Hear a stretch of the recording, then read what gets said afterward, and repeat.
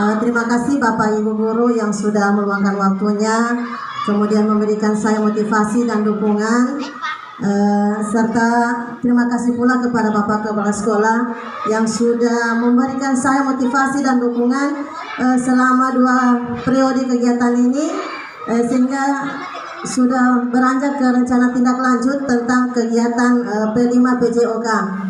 Di sini Bapak Ibu, saya ingin menyampaikan bahwa kegiatan yang akan saya lakukan ini adalah rencana tindak lanjut. Sebelumnya itu saya ingin memberikan kesempatan dulu kepada Bapak Kepala Sekolah yang memberikan penguatan kepada saya untuk akan melakukan kegiatan P5 ini. Kepada Bapak, saya persilahkan. Bismillahirrahmanirrahim. Assalamualaikum warahmatullahi wabarakatuh. Alhamdulillah, pada hari ini teman kita guru PJOK melalui komunitas Kombel kita sedang melakukan kegiatan, yaitu P5-nya PJOK. Mudah-mudahan kegiatan ini bisa menjadi inspirasi kepada teman-teman guru kelas yang melaksanakan P5-nya di kelasnya masing-masing. Prosedur dalam penyusunan P5 ini perlu Bapak Ibu ketahui bersama. Yang pertama, rencanakan dulu, baru praktekkan, kemudian buatkan aksi nyatanya. Jadi saya sangat berharap kepada kita semua, karena apapun yang kita lakukan dalam kegiatan pembelajaran kita, ujung-ujungnya kita dihadapkan pada pembentukan profil pelajar Pancasila itu sendiri. Dalam profil pelajar Pancasila itu beberapa karakter yang perlu dikembangkan sesuai dengan karakter mata pelajaran yang diajarkan. Mudah-mudahan Ibu Jasmani bisa melaksanakan dengan sebaik-baiknya sesuai dengan rambu-rambu P5-nya pada materi PJOK. Demikian, saya akhiri. Wassalamualaikum warahmatullahi wabarakatuh.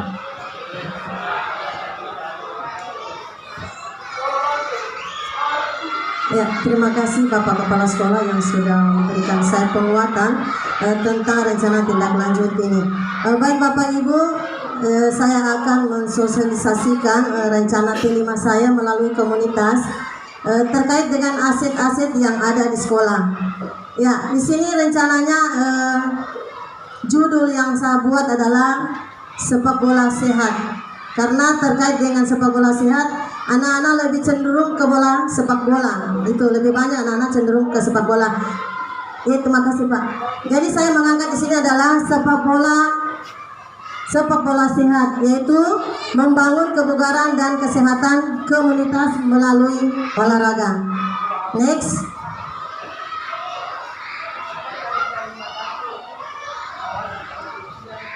Ya.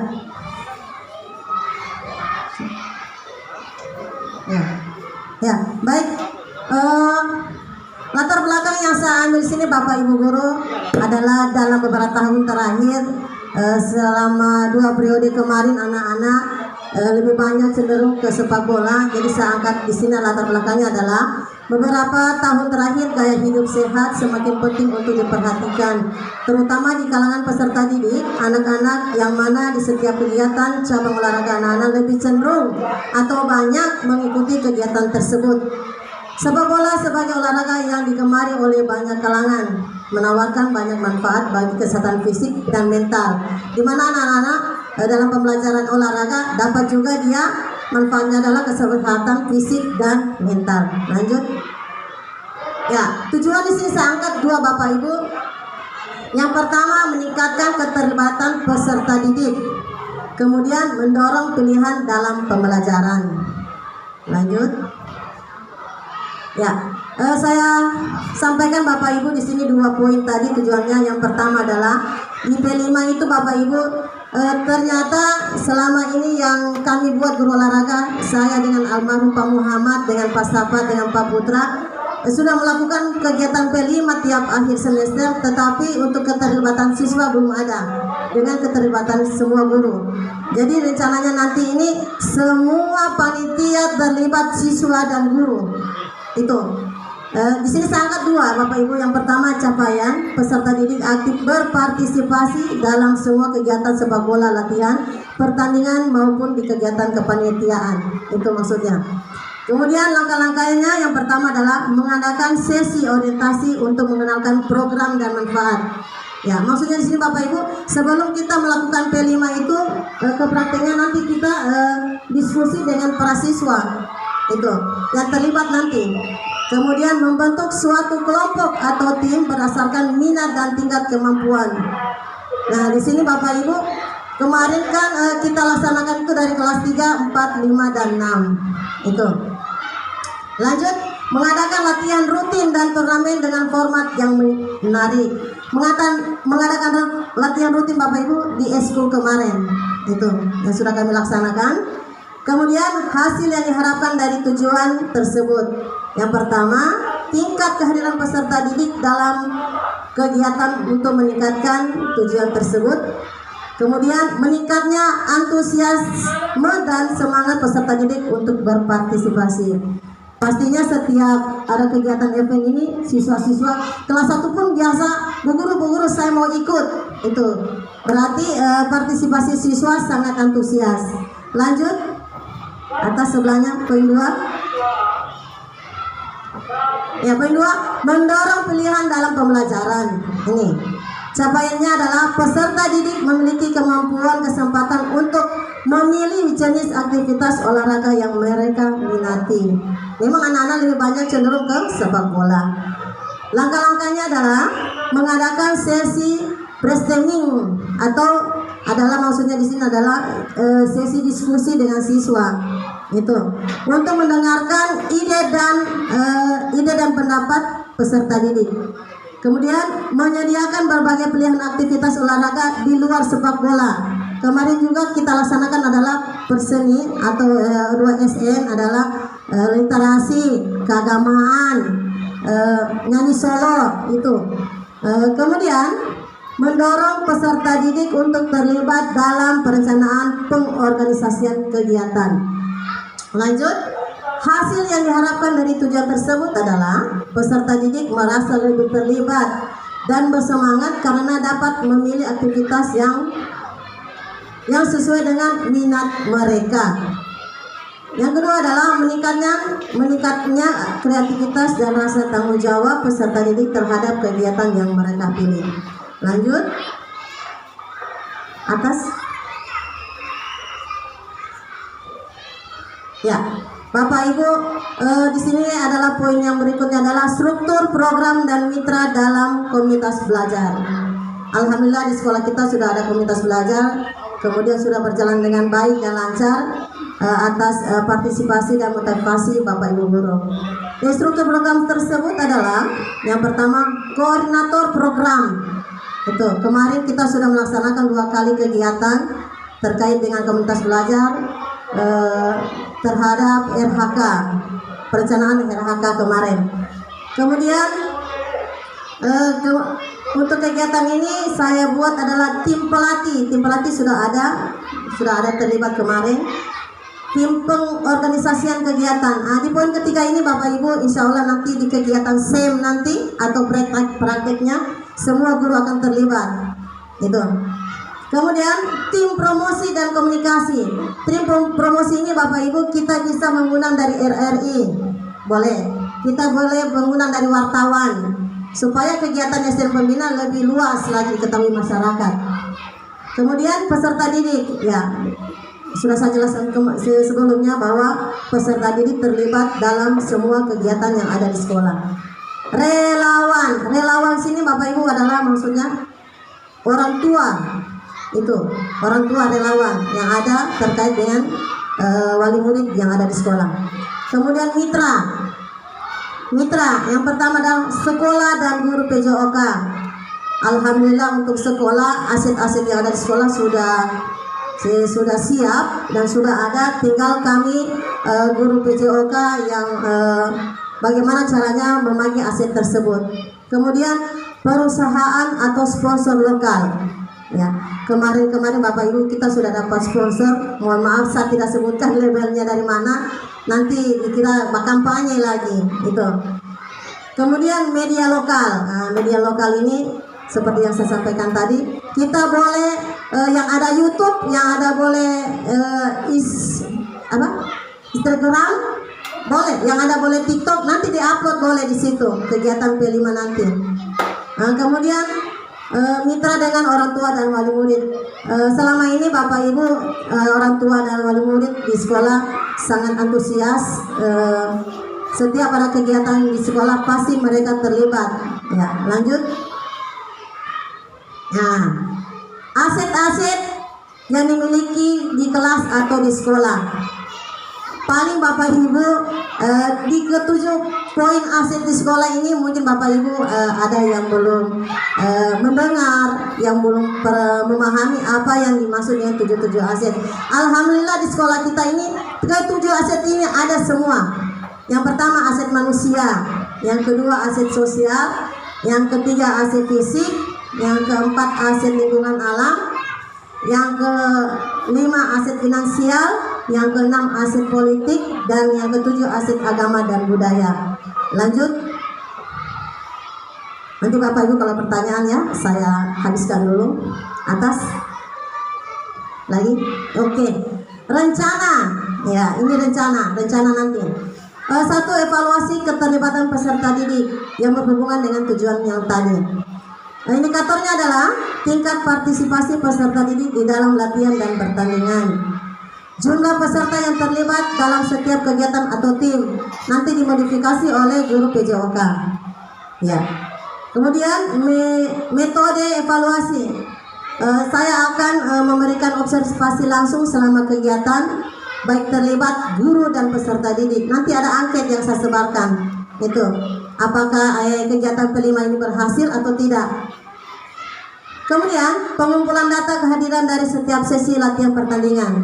Nanti ada programnya. Kemudian waktu latihan, waktu evaluasi setiap akhir sesi latihan dan setelah selesai turnamen. Sudah kami melakukan eskul dan akan P5-nya akan di turnamen nanti. Kemudian yang keempat ada hasil yang diharapkan. Hasil yang kami harapkan Bapak Ibu, semoga meningkatnya tingkat kehadiran dan partisipasi dalam kegiatan. Sudah, 2. Lanjut di tujuan kedua, rencana evaluasinya adalah evaluasi pilihan dalam pembelajaran. Indikator evaluasi, tingkat kepuasan peserta didik terhadap pilihan aktivitas yang tersedia. Pasti lebih wow ini tingkat partisipasi siswa ini di P5 nanti. Keterlibatan peserta didik dalam perencanaan kegiatan. Kemudian metodenya, saya akan membagikan kuesioner kepuasan peserta didik setelah kegiatan, kemudian observasi dan catatan dari pertemuan perencanaan. Lanjut, waktu evaluasi adalah sama setelah setiap kegiatan dan di akhir program. Hasil yang diharapkan adalah peserta didik merasa lebih terlibat dan puas dengan pilihan yang ada. Lanjut. Ya, kemungkinan tantangan nanti Bapak Ibu kita tidak tahu. Yang pertama di sini saya angkat adalah masalah cuaca atau kondisi lingkungan. Di sini cuaca buruk atau kondisi lapangan yang tidak mendukung dapat menghambat kegiatan outdoor. Tetapi Bapak Ibu, kalau memang kegiatan nanti terhalang oleh keadaan tersebut, kita bisa pindah ke GOR. Kita akan dekat dengan GOR, bisa kita laksanakan di GOR. Solusinya adalah menyediakan rencana cadangan untuk kegiatan dalam ruangan atau merencanakan kegiatan yang fleksibel. Itu maksudku tadi Bapak Ibu. Lanjut. Terima kasih. Ya, mungkin Bapak Ibu dari pemaparan tadi saya yang belum berkenan di hati Bapak Ibu, silakan disampaikan. Yang punya pendapat atau ide atau saran bisa disampaikan. Terima kasih. Assalamualaikum warahmatullahi wabarakatuh.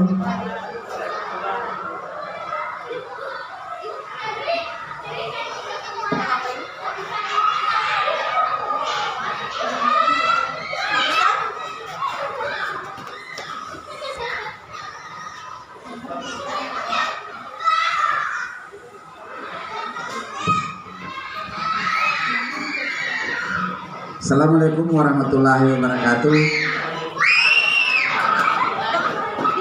Yang saya mau tanyakan,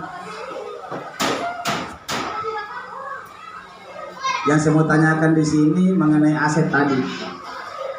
Tadi ada dipaparkan itu tentang 7 aset yang ada di sekolah ini. Yang saya mau tanyakan itu Bu, aset manusia. Mungkin di antara teman-teman kita ada yang masih kurang paham, jadi saya tanyakan yang bagaimana itu aset manusia, siapa semua yang masuk di dalam kalau aset manusia dalam kelas sekolah ini. Iya, makasih Bu.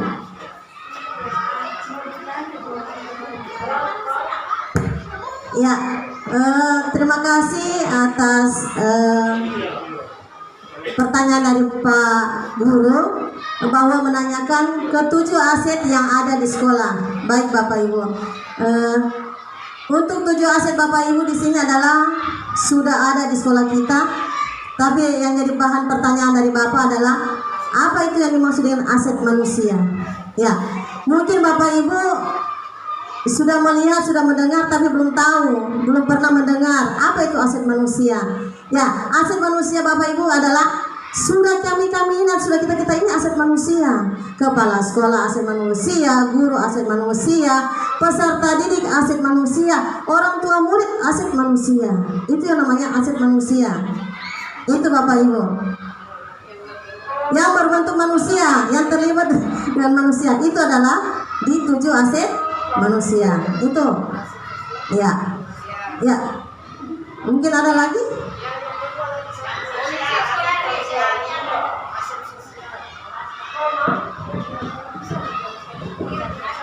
Terima kasih atas kesempatan yang diberikan. Yang kami tanyakan masih berhubungan dengan 7 aset ini Bu, yaitu tentang aset fisik dan finansial. Menurut pemahaman kami itu adalah fisik dan finansial itu sama-sama materi. Mohon penjelasannya. Ya, terima kasih pertanyaan kedua dari Pak Segar terkait dengan aset fisik dan aset finansial.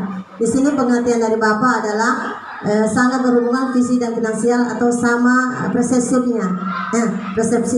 Ya, kalau di sini Bapak aset fisik itu yang ada di sekolah seperti lapangan, tiang bendera, gazebo, ruang serbaguna, ruang lab, ruang UKS, ruang kantin, musola, itu aset fisik. Itu. Kemudian aset politik, aset finansial adalah di sini adalah masalah dana bos kinerja, paguyuban, kantin, dana kantin ada, ya itu Bapak Ibu. Nah, tapi kalau aset politik, ini aset politik di sini adalah kita keterlibatan dengan, ada kan wali murid kita yang orang anggota DPR. Itu jika kita umpamanya ada minta bantuan apa, cepat pasti kita akan perpanjangan tangan untuk percepatan kegiatan tersebut. Itu maksudnya di aset politik. Ya, bagaimana Bapak Ibu? Ada pertanyaan?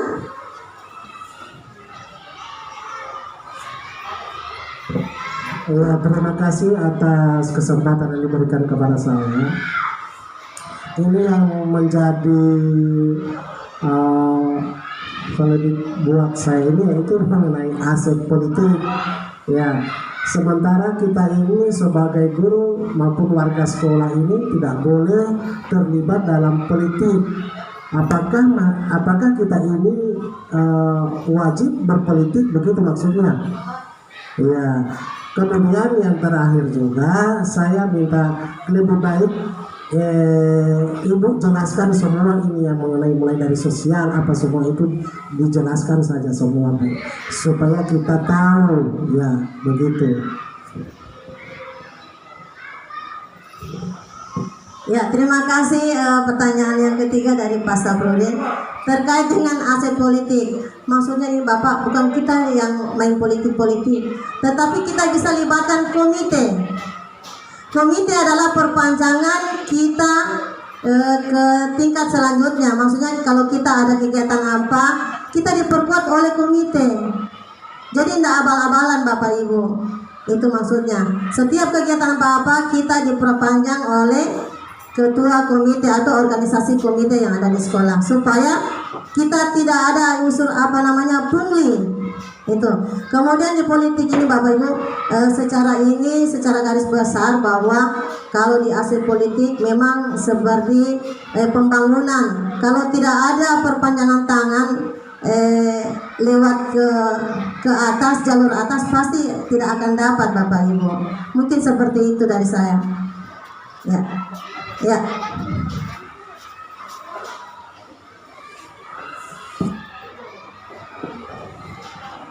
Terima kasih. Setelah tadi saya mendengarkan tentang paparan dari Ibu Jasmani, kemudian rupanya di sumber daya atau aset yang ada di sekolah ini kita tertuju banyak pertanyaan dari teman-teman tentang aset politik. Cuma saran saya, bisakah aset politik diganti dengan aset apa di situ? Sebab kalau namanya politik, macam Ibu sampaikan tadi, kita punya aset politik tentang komite sekolah. Itu tidak ada hubungannya dengan politik komite sekolah. Mengenai perpanjangan tangan tentang politik itu tidak ada. Kalau boleh saran saya diganti saja itu. Jangan ada aset politik di dalamnya. Karena kita tidak bisa berpolitik. Kalau dalam satu kesatuan kita bicara tentang politik, itu sudah masuk di dalamnya segala ranah tentang politik. Jadi cuma saran saya, aset itu bisakah kita ganti dengan yang lain. Kalau Ibu sampaikan tadi tentang perpanjangan tangan mengenai komite sekolah, itu tidak ada hubungannya dengan politik. Demikian barangkali Bu, terima kasih. Ya, terima kasih atas penyampaian dari Ibu Ratna, bahwa bolehkah diganti poin aset politik terkait dengan yang saya sampaikan tadi adalah perpanjangan tangan penentuan kebijakan biasanya dari komite. Tadi Bapak Ibu, di 7 aset ini sudah ada pemaparan dari materi. Semua materi pasti Bapak Ibu akan dapatkan ini. Semua 7 aset ini sudah ada memang pemaparannya 7 aset. Tinggal kita yang memperluas aset apa saja yang terada di 7 aset ini. Tapi kalau selama ini yang sudah saya ketahui, yang berapa kali saya ikut pemahaman tentang aset politik, komite itu harus terlibat. Maksudnya bukan terlibat di politik apa, tidak, tetapi untuk bagaimana untuk mendapatkan persetujuan. Jika kita meminta permohonan atau apa, pasti ada dan umpan baliknya itu. Seperti ini kemarin kita kegiatan dana bos, kalau tidak ada persetujuan dari komite atau kegiatan apa saja, permintaan dari umpamanya kita ada kegiatan apa, pasti kita dilibatkan ketua komite, seperti itu. Mungkin iya, bukan politik-politikan. Saya mengerti itu politik di luar dari konteks yang kita bahas hari ini, tidak ada hubungan Tidak ada. Iya. Cuma maksudnya begini, kita sudah berarti kalau kita punya hubungan dengan komite sekolah, berarti kita sudah berpolitik.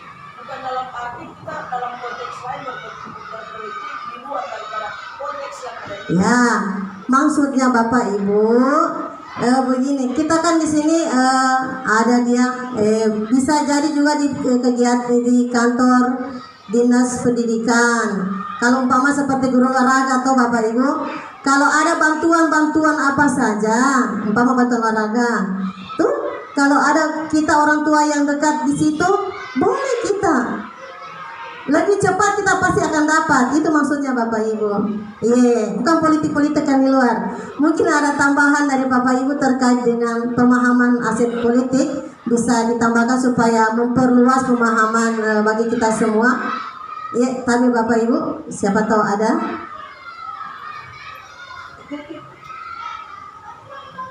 Bagaimana? Berarti ini aset politik seperti saya tadi sudah tidak bisa lagi, sudah harga mati, yang harus ada pada sumber daya Ya. aset yang ada. Berarti di sini saran saya tadi bisa diganti dengan aset lain. Berarti ini sudah harga mati yang tidak bisa diapa-apakan lagi.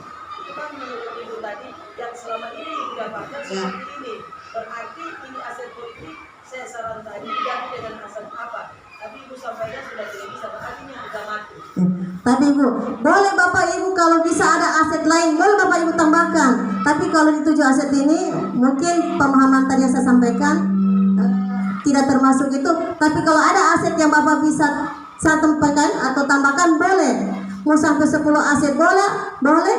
Yang penting ada terlibat di sekolah Bapak Ibu. Itu terkait dengan aset-aset yang ada. Itu. Mungkin seperti itu. Ya, ada tambahan? Ya. Ya.